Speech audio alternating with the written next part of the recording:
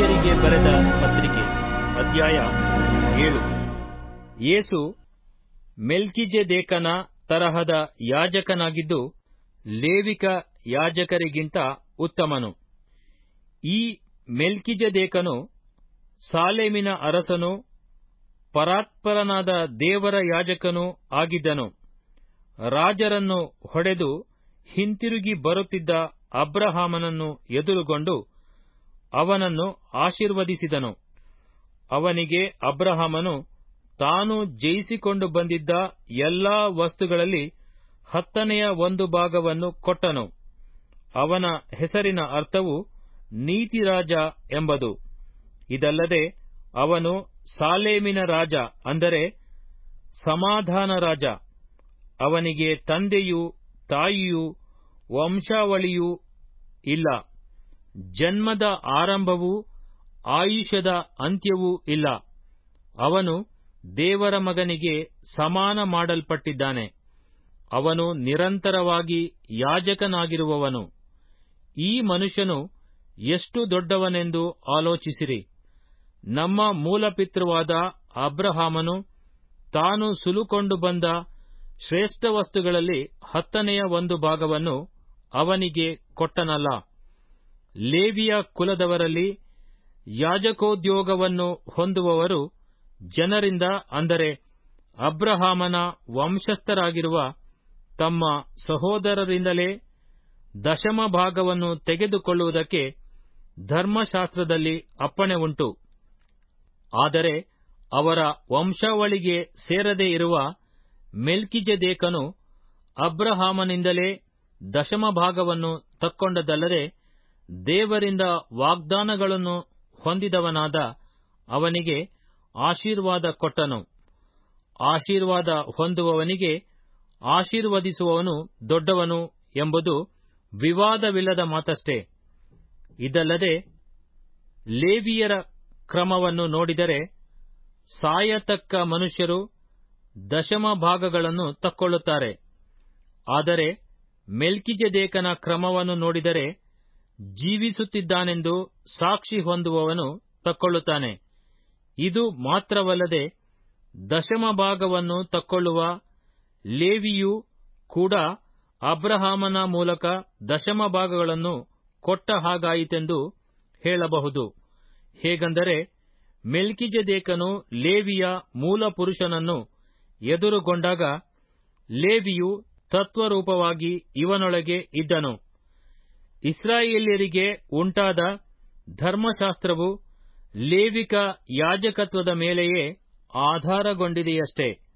ಆ ಯಾಜಕತ್ವದಿಂದ ಸಂಪೂರ್ಣ ಸಿದ್ಧಿ ಉಂಟಾಗಿದ್ದರೆ ಆರೋನನ ತರಹದವನಾಗಿರದೆ ಮೆಲ್ಕಿಜೆದೇಕನ ತರಹದ ಬೇರೊಬ್ಬ ಯಾಜಕನು ಬರುವುದಕ್ಕೆ ಅವಶ್ಯವೇನಿತ್ತು.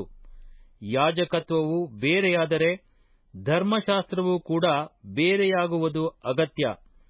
ಮೇಲ್ಕಂಡ ಮಾತು ಯಾವಾತನ ವಿಷಯದಲ್ಲಿ ಹೇಳಿದೆಯೋ ಆತನು ಬೇರೊಂದು ಕುಲದಲ್ಲಿ ಹುಟ್ಟಿದವನು. ಆ ಕುಲದವರಲ್ಲಿ ಒಬ್ಬರೂ ಯಜ್ಞವೇದಿಯ ಬಳಿಯಲ್ಲಿ ಸೇವೆ ಮಾಡಿದ್ದಿಲ್ಲ. ನಮ್ಮ ಕರ್ತನು ಯಹೂದ ಕುಲದಲ್ಲಿ ಜನಿಸಿದವನೆಂಬುದು ಪ್ರಸಿದ್ಧವಾಗಿದೆಯಷ್ಟೇ. ಈ ಕುಲದ ವಿಷಯದಲ್ಲಿ ಮೋಶೆಯು ಯಾಜಕರ ಸಂಬಂಧವಾಗಿ ಒಂದು ಮಾತನ್ನಾದರೂ ಹೇಳಲಿಲ್ಲ.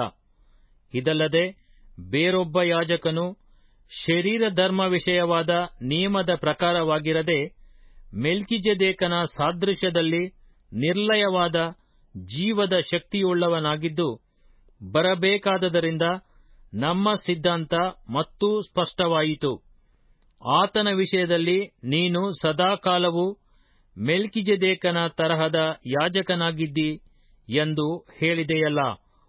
ಧರ್ಮಶಾಸ್ತ್ರವು ಯಾವುದನ್ನು ಸಿದ್ಧಿಗೆ ತಾರದೆ ಇರುವುದರಿಂದ ಮೊದಲಿದ್ದ ನಿಯಮವು ನಿರ್ಬಲವಾಗಿಯೂ ನಿಷ್ಪ್ರಯೋಜಕವಾಗಿಯೂ ಇದ್ದು ರದ್ದಾಗಿ ಹೋಯಿತು. ಅದಕ್ಕೆ ಬದಲಾಗಿ ಉತ್ತಮವಾಗಿರುವ ಒಂದು ನಿರೀಕ್ಷಾಧಾರವು ಪ್ರಾಬಲ್ಯಕ್ಕೆ ಬಂತು. ಈ ನಿರೀಕ್ಷಾಧಾರವು ನಮ್ಮನ್ನು ದೇವರ ಸನ್ನಿಧಿಗೆ ಸೇರಿಸುವಂಥದು. ಇದಲ್ಲದೆ ಲೇವಿಯರು ಆಣೆಯಿಲ್ಲದೆ ಯಾಜಕರಾದರು. ಆತನಾದರೋ ಆಣೆಯೊಡನೆ ಯಾಜಕನಾಗಿ ಮಾಡಲ್ಪಟ್ಟನು. ದೇವರು ಆತನಿಗೆ ನೀನು ಸದಾಕಾಲವೂ ಯಾಜಕನಾಗಿದ್ದಿ ಎಂದು ಕರ್ತನೆಂಬ ನಾನು ಆಣೆಯಿಟ್ಟು ನುಡಿದೆನು, ಪಶ್ಚಾತ್ತಾಪ ಪಡುವುದಿಲ್ಲ ಎಂಬುದಾಗಿ ಹೇಳಿದನಲ್ಲ. ಯೇಸು ಆಣೆಯೊಡನೆಯೇ ಯಾಜಕನಾದದರಿಂದ ಎಷ್ಟೋ ಶ್ರೇಷ್ಠವಾದ ಒಡಂಬಡಿಕೆಗೆ ಹೊಣೆಗಾರನಾದನು. ಲೇವಿಯರು ಶಾಶ್ವತವಾಗಿ ಉದ್ಯೋಗ ನಡೆಸುವುದಕ್ಕೆ ಮರಣವು ಅಡ್ಡಿಯಾದದರಿಂದ ಅವರಲ್ಲಿ ಯಾಜಕರಾದವರು ಅನೇಕರು. ಆತನಾದರೋ ಸದಾಕಾಲವಿರುವುದರಿಂದ ಆತನ ಯಾಜಕತ್ವವು ಮತ್ತೊಬ್ಬರಿಗೆ ಹೋಗುವಂಥದ್ದಲ್ಲ. ಆದ ಕಾರಣ ಆತನು ತನ್ನ ಮೂಲಕ ದೇವರ ಬಳಿಗೆ ಬರುವವರನ್ನು ಸಂಪೂರ್ಣವಾಗಿ ರಕ್ಷಿಸುವುದಕ್ಕೆ ಶಕ್ತನಾಗಿದ್ದಾನೆ. ಅವರಿಗೋಸ್ಕರ ವಿಜ್ಞಾಪನೆ ಮಾಡುವುದಕ್ಕೆ ಯಾವಾಗಲೂ ಬದುಕುವವನಾಗಿದ್ದಾನೆ. ಇಂಥವನೇ ನಮಗೆ ಬೇಕಾದ ಮಹಾಯಾಜಕನು. ಈತನು ಪರಿಶುದ್ಧನೂ ನಿರ್ದೋಷಿಯೂ ನಿಷ್ಕಳಂಕನೂ ಪಾಪಿಗಳಲ್ಲಿ ಸೇರದೆ ಪ್ರತ್ಯೇಕವಾಗಿರುವವನು, ಆಕಾಶ ಮಂಡಲಗಳಿಗಿಂತ ಉನ್ನತದಲ್ಲಿರುವವನೂ ಆಗಿರುವನು.